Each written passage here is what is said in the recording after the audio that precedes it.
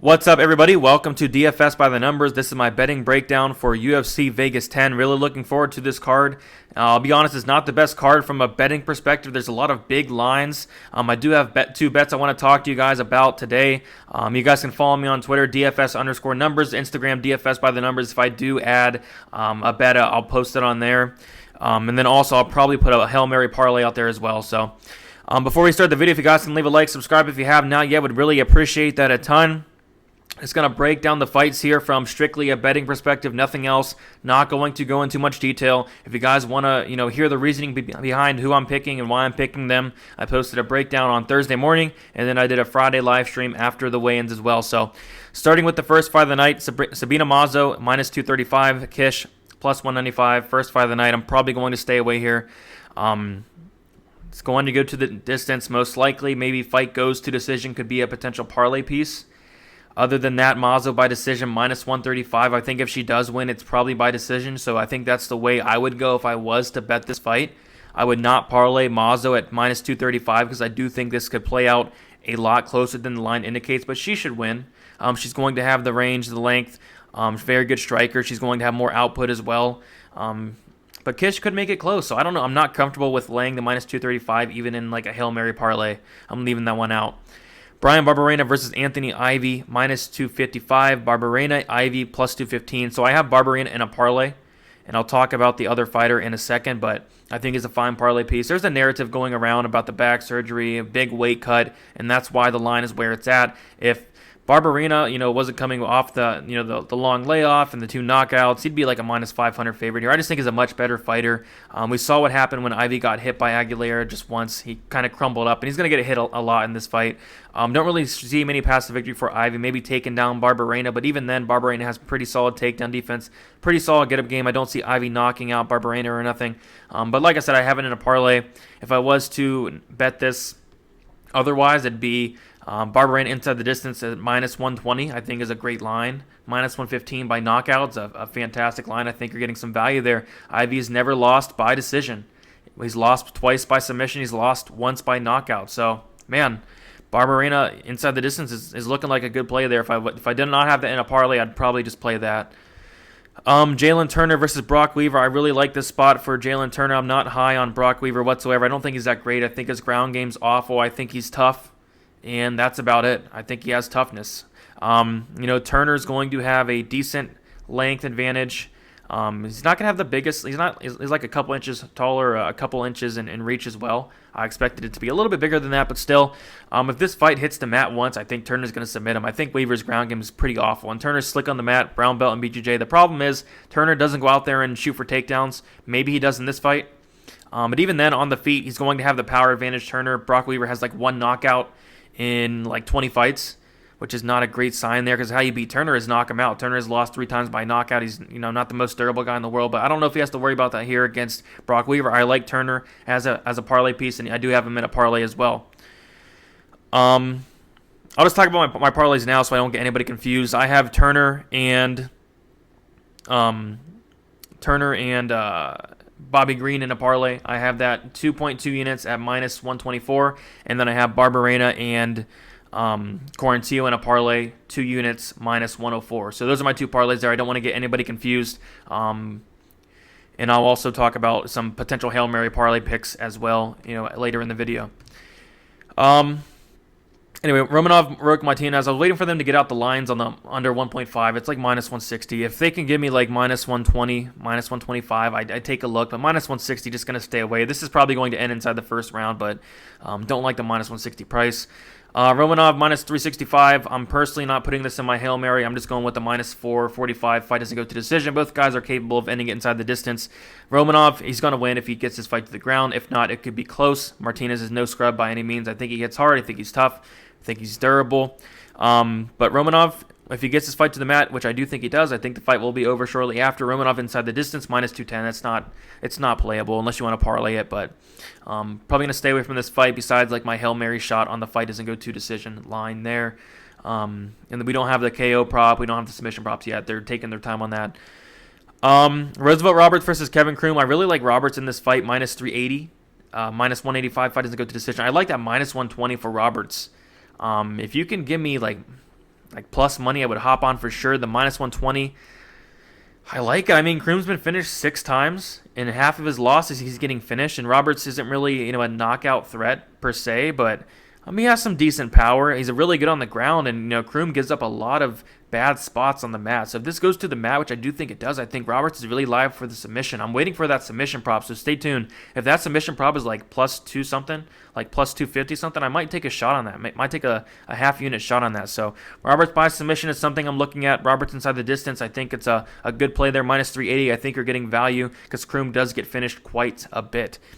Julia Avila versus Ciara Eubanks, big pass here. I think this fight's going to play a lot closer than people think. Avila should win this fight, but I don't know. A lot of people are counting out Eubanks. I think this should be closer. She's no scrub or anything. I think she has improved that cardio throughout her past couple fights. We saw in the Moros fight, her cardio looked a lot better. And I've been checking her Instagram, and she's been really putting a focus on that cardio. If she's still there in the third round, it could get interesting. I do think Eubanks has a really good chance of winning that first round. I see some people taking shots on Eubanks, and I don't hate that. I think you're getting value there.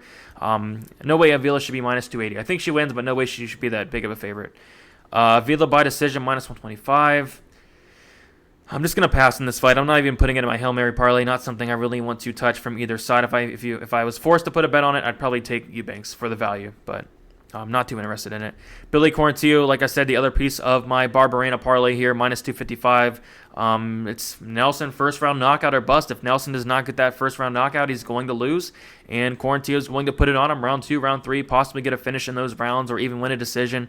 Quarantillo's path to least resistance would be getting the takedown in the first round, grinding out Nelson. I hope he does that. I think it would be a fantastic idea. Even if they stand with each other, I think Quarantillo is a fine striker, very durable. He's been knocked out once in like something like 15, 16 fights, something like that. But there is that threat of Nelson getting that first round knockout. So beware a little bit. If you're on Nelson, might as well bet him by knockout plus 450. Might as well bet him in the first round, probably like plus 600, 700, something like that. Just don't really see him, doing much else. I think he's first round or bust, and for that reason, I do like Quarantillo quite a bit as a parlay piece. All right, Bobby Green, minus 260, and Alan Patrick is plus 240 here. I like Bobby Green quite a bit. Like I said, he's the other piece of my parlay to Jalen Turner. I think he wins this fight. I really like him in this matchup. Just watching tape on Patrick, not all that, impressed whatsoever. 37 years old, coming off a layoff. I think Green's going to be the much better striker. Decent takedown defense, very good get-up game, decent on the mat as well. Patrick, path to victory would be holding down Green, and that just, Green, I think he's going to be able to get up. So Green on the feet is all day. Maybe he finds a finish. Something I was looking at throughout the week was Green inside the distance, plus 280. And it's interesting because Green has not had a finish since 2013, but Patrick's been finished twice in his 2 losses. He's lost by knockout twice. So even Green by knockout plus 350, something to look at as well. I'm just going to stick with the parlay there.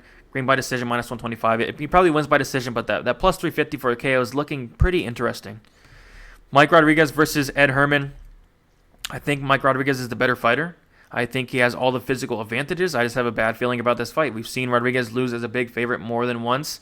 Hard to trust the guy. And Ed Herman has the path to victory here. We've seen Rodriguez knocked out before. We've seen him submitted. Rodriguez does not have a great ground game. It's just Herman does not go out there for takedowns. It's just not something he does. If he did, I think he's live, maybe for a sub. I mean, he's a BJJ black belt. And Rodriguez isn't the best, on the mat whatsoever. But Rodriguez should win. Maybe by finish. Herman has been knocked out like twice in like 40 fights, something crazy like that. Hasn't been knocked out since like 2015. So Rodriguez by decision at plus 405 is interesting. But most likely it's going to end inside the distance. I don't know, but Herman's really tough. So a lot of people think that Rodriguez is just going to knock him out, the first touch of the chin. I don't know. Herman's a tough dude. He really is. So I see some people taking shots on Herman. Don't hate it. Herman inside the distance, plus 445. Herman by submission, plus 1,000. Interesting there. I'm going to stay away from this fight. I'm not going to put it in any parlay or anything. But Rodriguez should get it done. Just don't want to put my money on him or nothing. Kamaworthy and Abin Azatar. These are the 2 fights, the co-main event and main event, where the lines are actually bettable either way. And I don't have a great enough read to bet either guy in either fight or either girl or guy. Minus 275. Fight doesn't go to decision. Parlay piece there for me. Azatar, if you want to bet him, maybe the first round props, like plus 400 something. Azatar by KO, plus 185. I'm just going to stay away. It's a 50-50 fight for me. Someone's getting finished. I'm just going to parlay that minus 275 fight doesn't go to decision. Angela Hill-Watterson, same thing for me, 50-50. I'm just going to stay away. The smart thing here is the pass. Really don't want to be on the wrong side of this one. I can see past the victory for both. It all comes down to who's going to implement the game plan. Is Watterson going to get the takedowns? Is Hill going to be able to stuff the takedowns, keep it on the feet? If it's on the feet, it's Hill all day. If it's on the ground, Watterson has an opportunity to have some ground control, maybe even find a sub. Hill's been submitted twice. Not the best ground game, but it has improved. But I'm just going to stay away. My lean is Hill. I think she's going to have a lot of more success on the feet, hopefully stop those takedowns, get back up. I just can't bet it. If she was at an underdog price, I might take a look, but I'm just going to stay away. I think that's the smart play there. As for potential parlay pieces, real quick for you guys, and like I said, I'm going to maybe put out a Hail Mary parlay before fight time, so make sure you guys follow me on Twitter, DFS_numbers for that. Already got it out there on Patreon as well. Worthy, fight doesn't go to decision, minus 275. I think that's a decent parlay piece. Wouldn't really parlay Lee, wouldn't parlay Rodriguez. I think Green's a decent parlay piece. Obviously, I parlayed Green, Quarantillo. Roberts is a pretty solid parlay piece there. I wouldn't really parlay Avila. Romanov, Martinez, I'd probably just parlay the minus 445. Fight doesn't go to decision to be a little safer because both guys could finish there. Turner minus 325 is a fine parlay piece. Other than that, Barberena is fine. Wouldn't really parlay the Kish Mazzo, but if you want to parlay the fight goes to decision, I think it's like minus 250, 260. It most likely goes to decision. Same thing with the Modafferi Lee. It probably goes to decision. I think it's like minus 300 goes to decision. So if you are into like parlaying some fight goes to decision or fight doesn't go to decision props, you can do that. I'm personally doing that in my Hail Mary parlay there. So that's about all I got for you guys. If you guys can please give this video a like, subscribe if you have not yet, would really appreciate that a ton. Working my way up to 7,000 subscribers, would like to get that into the near future. If you guys can, follow me on Twitter, DFS_numbers. If you guys have any questions, my DMs are always open for anybody. I'm usually good at replying, as long as it's not earlier in the morning. But I'm up early today. I woke up at like 5 o'clock in the morning, got a decent. I don't want to call it a good night's sleep. I got a decent nap. So hopefully I'm able to get another nap before fight time. Good luck to you guys this week. If you have any bets, this is not the best card to go out there and lay a lot of money. It's not the best betting card by any means. I'd save a lot of money for next week, but there are some spots we're looking at, and there are some bets I might add. But like I said, Turner and Green parlay, and then a Quarantillo and Barberena parlay. For me, that's my only plays, but I am looking at the Roberts inside the distance. I'm looking at the Roberts sub. I'm looking at the Romanov and Martinez under 1.5 if the line changes a little bit, but that's about it for me, guys, and good luck.